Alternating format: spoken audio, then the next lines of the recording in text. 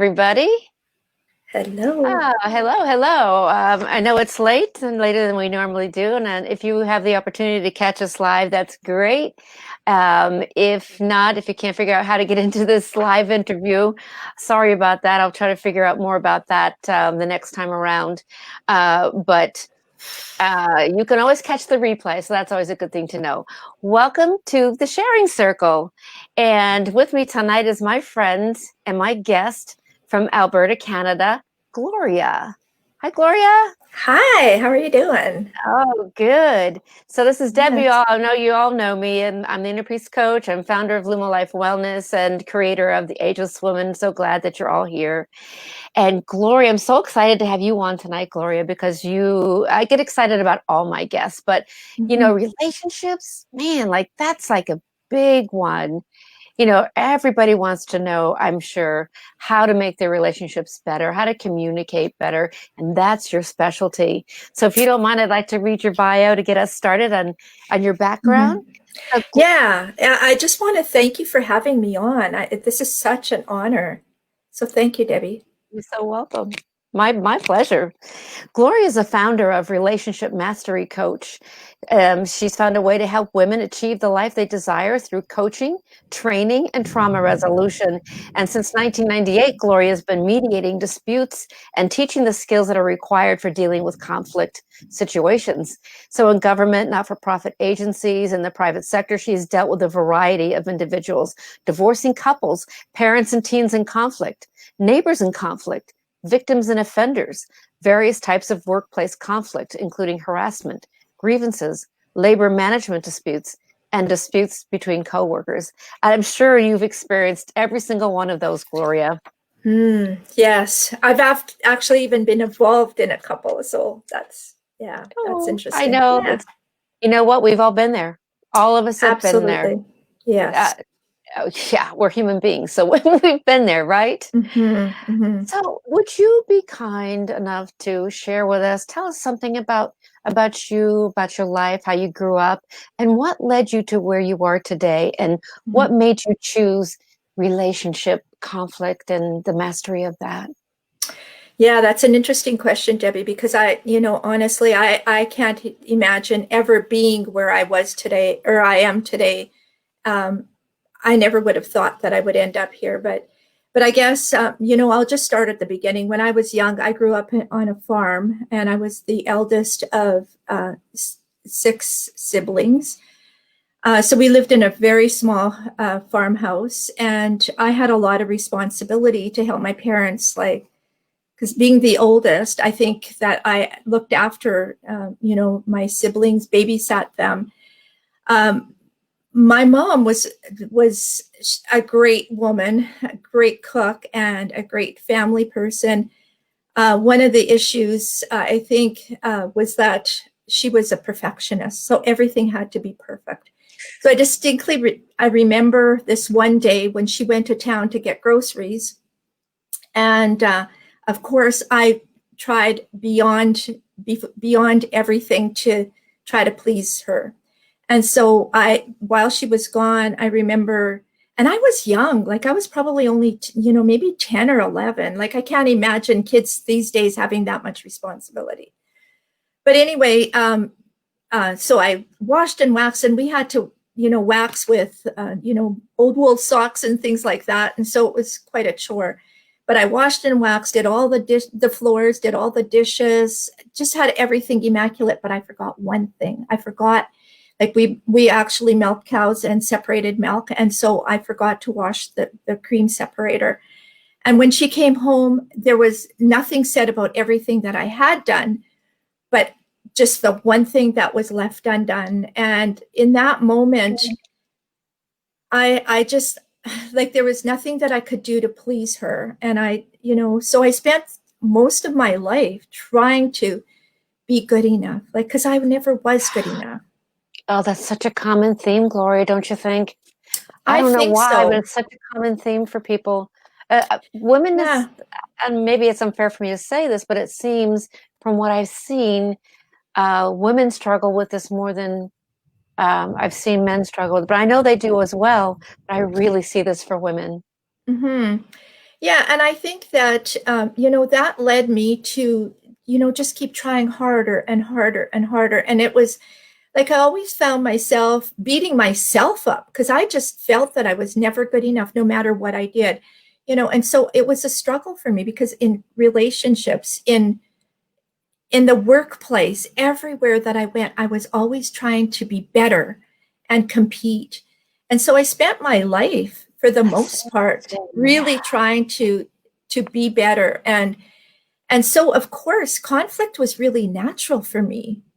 I mean, the things that we teach is conflict is very normal and it's very necessary for change and for growth. And it's the way we handle conflict that's the biggest challenge for us. Most of us never learn how to handle conflict. We don't teach it in the schools. We don't teach it even, when people take our training, they're actually flabbergasted because they think, oh my goodness, why isn't this taught in schools? Why aren't That's these a skills? good question. Yeah, like why don't we learn this way easier? Because one of the things that we all have to do is communicate with one another. So, but I guess just to progress a little bit, I guess in the mid '90s, I actually took a course that helped me. It was a personal development course, and then I realized, oh my goodness, like why am I always in so much conflict? I need to find a way, and I looked for a university course to try and help me find a way to help other people with their conflict. Because everywhere I went, it seemed like people were just always, in conflict with me. And then it was interesting because in early '97, one of my girlfriends said, you know what, maybe this would be a course that you should look at. And it was the communication skills, and it was a certificate program in conflict resolution. So I thought about it for a while, but no, I didn't enter it. But then in 1998, I did. And after the first course, I actually was troubled because I thought, oh my goodness, do you mean to tell me that I'm the issue here? It's like, Oh, oh my God, I wow. was surprised. And I'm thinking, okay, so other people are in conflict with me because I'm the one that has the conflict. So that was kind of interesting for me. So I ended up loving the courses. I graduated from that program. I became a mediator, and I still had a lot of conflict, even though I used the skills. I think that deep down there was still that I'm not good enough. I'm not good enough. So I Those last a still, long time, right? yeah, and I still kept struggling with that. And then finally, I applied for a position with our national police force, probably in maybe about 2004 or five. And I thought I had all the skills for it. And then lo and behold, I was not good enough again. So that was another Mm. confirmation. So then I kept struggling and struggling. And then I finally engaged in a master's program. So at this point, I was probably about 50 years old. And I thought, you know what, I really need to get some type of a university education because that was the thing that was lacking. I didn't have enough education. So it was always, I didn't have enough this, I didn't have enough that.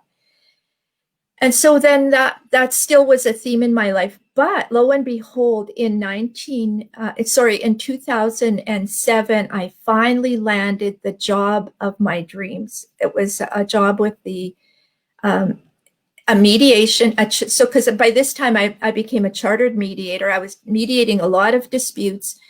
And then I landed a position with the Department of National Defense Wow. as a mediator. Impressive. Yeah, that was a very prestigious job. And so I worked at that for a couple of years, actually 5 years. And then it was interesting. I had the opportunity to meet with one person who actually changed the way I looked at conflict. So this situation happened because this was a back to work situation. And the girl was not coming back to work because all of her colleagues, it had broken apart in her department. And I had an opportunity to work with her, and so I was training her to and coaching her on how to, mediate with her colleagues and her boss as a back to work procedure. And what happened was that they didn't want to meet with her. And so that left them devastated. And then I thought, okay, so what happens if one person in a situation wants to sit down and have a conversation, but the other person doesn't? So then where does that leave you? So then as a result, I worked with her and coached her, and she came out of that amazing. And I thought, okay, so what changed? And I think the thing that changed for her was she realized that the conflict was within her. And when she thought, okay, so she ended up leaving that position and getting a position with another department. And she was so happy and she progressed. And so the conclusion that I came to was conflict doesn't happen outside of ourselves. It happens internally. And so conflict, and we call that interpersonal conflict when you have conflict with somebody outside yourself, or intrapersonal conflict when the conflict actually resides within.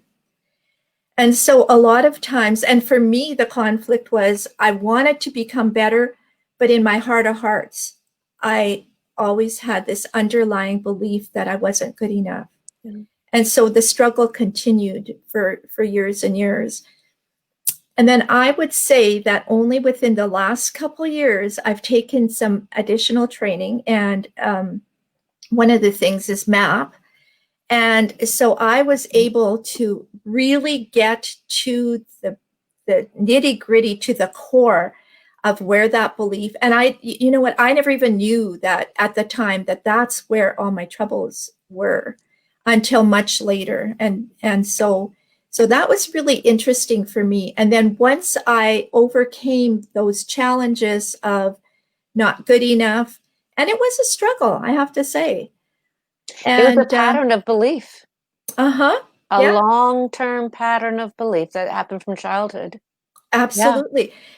And I think a lot of us, I mean, in talking with my clients and coaching, and just in conversation, a lot of people feel that same way. So you're right when you say it's a long-standing issue, I think, for a lot of women. Mm-hmm. And so yeah, I think that caused me to look at a conflict in a different way and say, okay, so if conflict needs to be resolved from the inside, then how do we view conflict?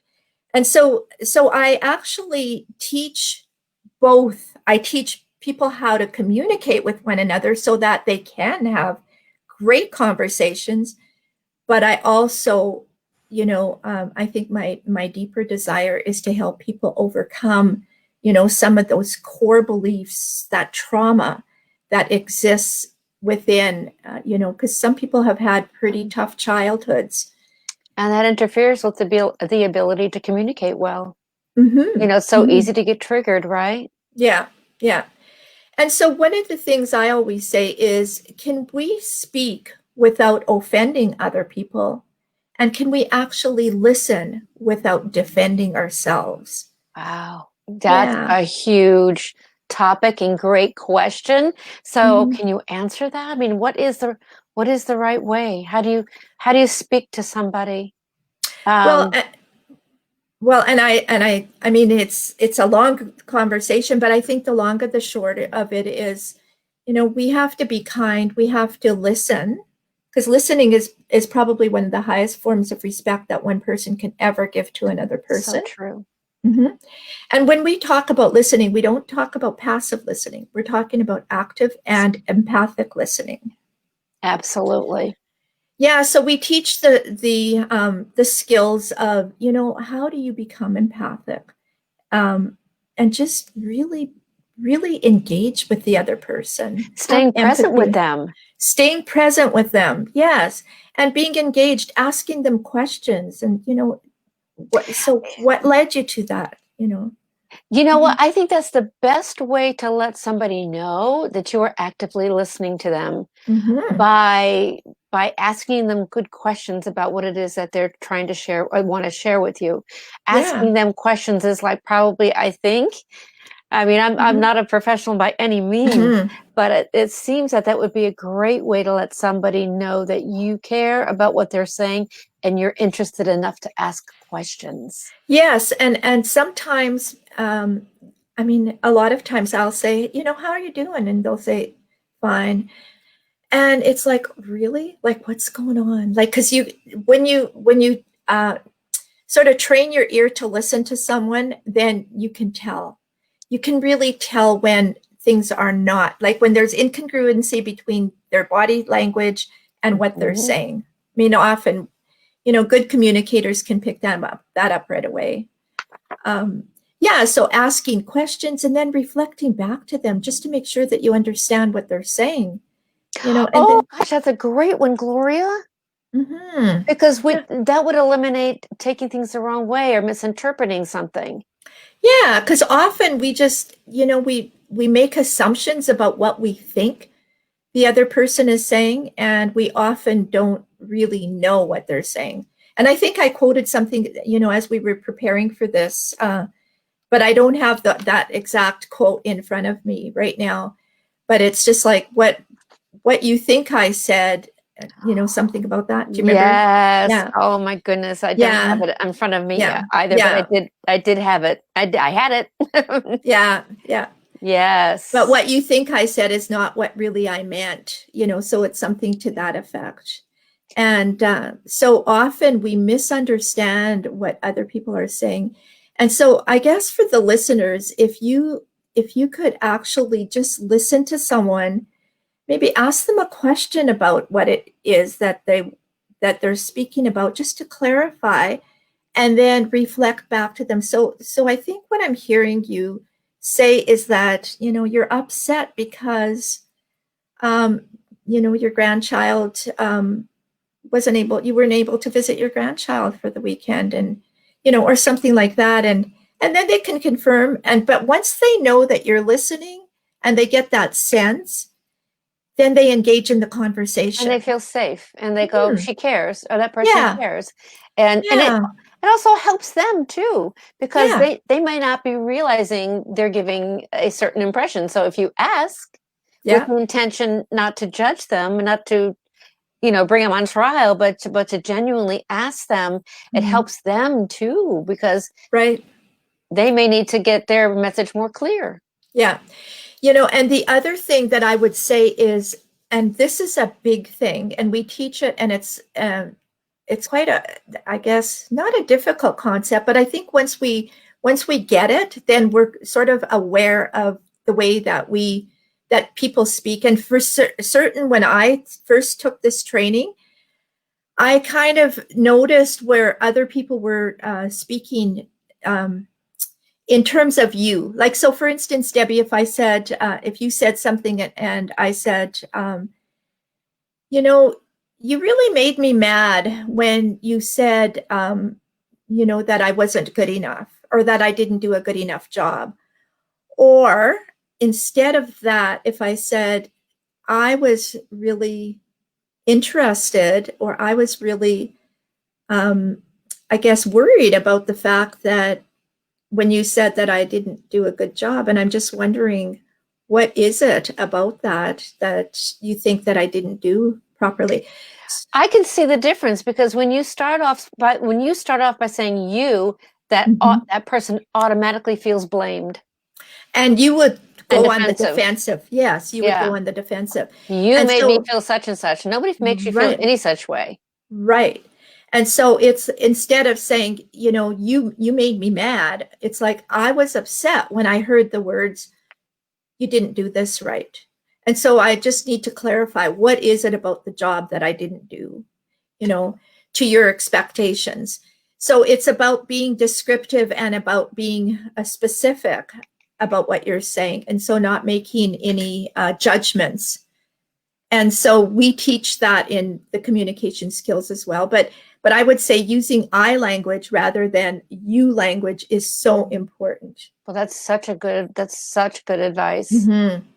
Yeah, and so that's part of the training, and I'm just putting together a package, so I'll be delivering it in the fall. But the other part is, looking at the way you deal with conflict. So, we have a like conflict styles inventory, and we also talk about the way, like your love languages. Good one. Yeah, that's a good one.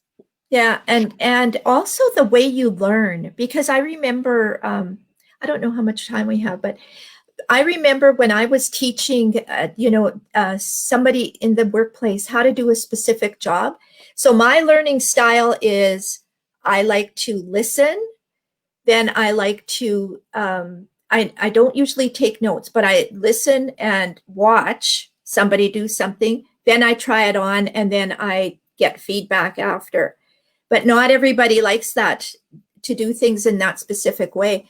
So, and I didn't know anything about learning styles. And so when I taught someone how to do something and they didn't learn the way I taught them, I became frustrated, and then they became frustrated because they all of a sudden were not learning. So that affected your communication style by not understanding their style of learning. I got it. Yeah. Absolutely. Yeah. So even that was, a challenge in itself.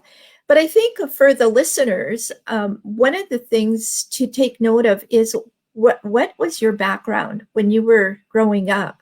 How did your family deal with conflict? How did your parents deal with conflict? What was, because chances are that that's probably the way you would deal with conflict.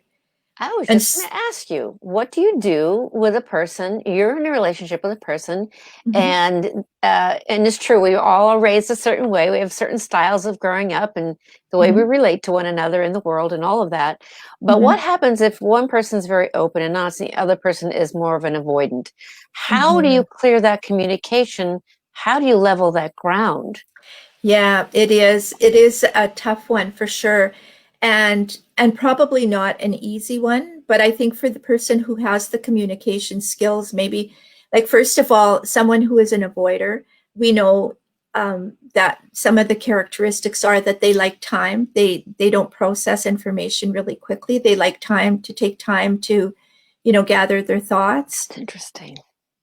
And the other thing is, a style, and then you can just ask them, so I noticed that when I asked you about your background and your childhood and what happened, that you sort of took a step back and you became really silent. So what was going on for you? So you can actually, through being empathic in your questioning, you can actually draw people to begin to just speak and actually make it safe for them to speak, without criticizing, without commenting. And you know what, Debbie, this is interesting as well. That sometimes even when we tell our kids, wow, you did a great job, like that evaluative praising is not really effective. Because I remember one time, like, my child came home and he was really upset about something that happened at school, and something that the teacher or a mark, I can't even remember what the situation was, but I said, Scott, like, you do a great job, like, you're a great student. And he's like, no, I'm not. So he was arguing with me. So people will, like, when you even tell somebody, wow, you look great. No, actually, I don't, like, I don't feel great. Or, so that might be the response that you might get. So, or you're doing a great job when the person thinks that they're not really. So it's even that praising evaluatively, sometimes we have to be really careful about. So what would be a better, okay, so if a child does come to you or have a negative response like that, what would be the best way to approach that? Because, I mean, acknowledging it, I don't know, is that good or bad? Because acknowledging it would be validating that that he did poorly. Well, maybe in fact Um, you really didn't do poorly. Maybe it was just the way the teacher. I mean, I don't know. Well, I don't know what the right thing yeah, to do is. I would probably say, like, again, just acknowledging how he's feeling, like, wow, you seem really upset. What's going on? Just ask. And then, Wow, yeah, I get it. I get mhm. it. And then just saying something like, yeah, it is. Um, yeah, Val, I can see that you're really upset about your mark. And then maybe asking him, so what do you think you can do about that? So just putting it right back in their court. oh, that's a So, beautiful way to do that, Gloria. mhm, I see that so differently all of a sudden. I mean, it's as if, you're being more compassionate about their feelings and about their emotions and mhm, addressing it, acknowledging that you realize that they're sad or they're frustrated or yeah, whatever, and yeah, validating it. It's just like everybody really, there's mm, comfort in being validated. yeah, But and the other thing too is just asking you. So what would you have preferred? What would you have liked differently? And if you got that, like, how would that be different? And now, what can you do about it? How can you speak to the teacher about your mark? What can you do? And so, really encouraging them and empowering them, because I think a lot of times, and even myself as a parent, I always wanted to fix, fix, fix, but that's not always the yeah, best thing. well, that's So, that's such a beautiful way to approach that. mhm, Yeah, thank you for that. I think that's all of us can relate to that in some way. mhm, Because yeah, I think it is a parent definitely wants to, oh, well, mhm, I know that you give it your best and blah, blah, blah. mhm, We always want to pump them up for mhm. sure. Yeah, But and uh, the other thing too, I was going to say is a lot of times, getting back to the intrapersonal, like the things that are going on, the I'm not good enough, like I don't deserve, I've always had a crappy life, or all of those kinds of things. Um, sometimes it's just about sometimes it's just the little things, and we think, wow, like you have nothing really to complain about, really, like you've had a good life, but you never know about what some child said to your son or daughter, or even like to me. I remember one situation where a group of girlfriends got together and they all had some candy because one of my friends' parents owned a store, and so she always brought candy to school. But she controlled us in a sense, like, I don't want to play with you today, so you're not my friend, so you can't play with us. And those kinds of things stick with us. little girls can be so mean. I just want to say, yeah, circles Mm-hmm. of girls, young girls. Yeah, Mm-hmm. yeah, yeah. Oh my goodness. Aw. Yeah, and so, and I think that we never know, as parents or as coworkers or as spouses, partners, we never know what people have gone through unless So you true. ask them. So I think, having the communication skills is so hugely important. What about the person who, let's just say, okay, you pretty much figure out there's trauma or there's something that is triggering that person to behave in that way or pull back or whatever. And if you give them the honest space and you give them the compassion and you give them the safety and they don't want to answer you, and then you just have Mhm. to walk away from it, right? Yeah, What's the right way? I would probably just say, so if you ever want to speak about what's going on, my door is open. I'm ready to listen. Maybe, like, I don't think I can fix whatever is going on, but certainly if you never need an ear, I'm always willing to listen. And I don't know, like, maybe there's something that we can together figure out. Yeah. I think the more I listen to you, and I really, really listen to everything that you've said tonight, it all comes down to love and compassion Hmm. and listening. Yes, Yeah. it certainly does. And sometimes, like, I've noticed that people who have never had the training just have that naturally. Like, they have an intuition for being compassionate. And then on the flip side, there's some people who have taken training after training after training, but they still don't, they still don't get it. And I think basically it's like a two-part. You need to have the skills to be able to communicate properly or effectively, and you also have to know who you are. You have to know. Oh, yeah, Mhm. that's for sure. Yeah. There's so much miscommunication can happen between people. Mhm. Yeah, and Well, and I think the other challenge that we all have is with electronics, with digital, with technology, that we have lost that ability even in a room. I don't know about you, but sometimes we're just at the dinner table and everybody's on their cell phone. Nobody is communicating. Everybody is. And sometimes people are just passing information to each other. They're sitting right next door to each other, but they're passing information through text. So I'm really hoping that we can keep the lines of communication and the skills open, because honestly, like once we lose that ability to communicate with each other, that's going to be impact us as a humanity, I think. oh, absolutely. I've secretly been worried about that. Not secretly, but you know what I mean? That Mm-hmm. I've always um, Mm-hmm. been concerned.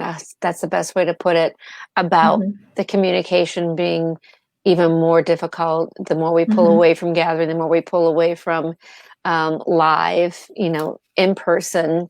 Right. You're right.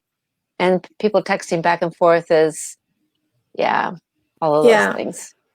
Yeah, for sure. Because then we really lose that ability to have that intuition to I don't know, like there's something about getting together in person, and even like this whole COVID thing has really put an impact on a lot of people being able to communicate and get together. And I think a lot of us have noticed the difference when we Yeah. don't communicate in person.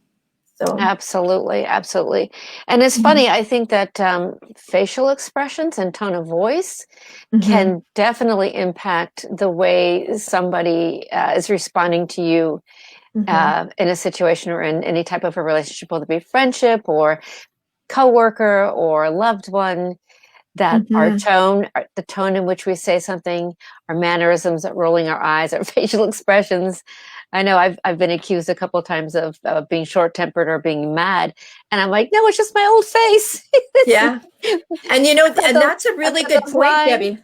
Yeah, and that's a great point because I mean, one researcher said that uh, up to, I forget, the 93% of our communication, especially when we're in conflict, is all nonverbal. So it's Oh, nothing body to do with language.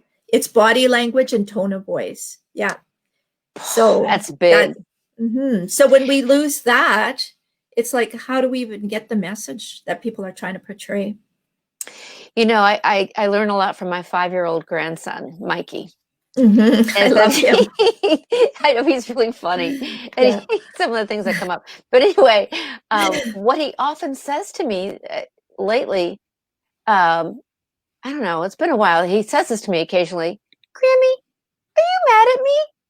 I'm like, Hmm. no, honey, I'm not mad at you. So why do you think I'm mad at you? Because you look mad at me. I'm like, no, Hmm. honey, I'm not mad at Hmm. you. And Hmm. then he'll say, but you're not laughing and smiling. So because Oh, he's used to me always being up, up, up, yeah. up, up. So Yeah. if I have a more serious face, he thinks I'm mad at him. It's so I'm Yeah.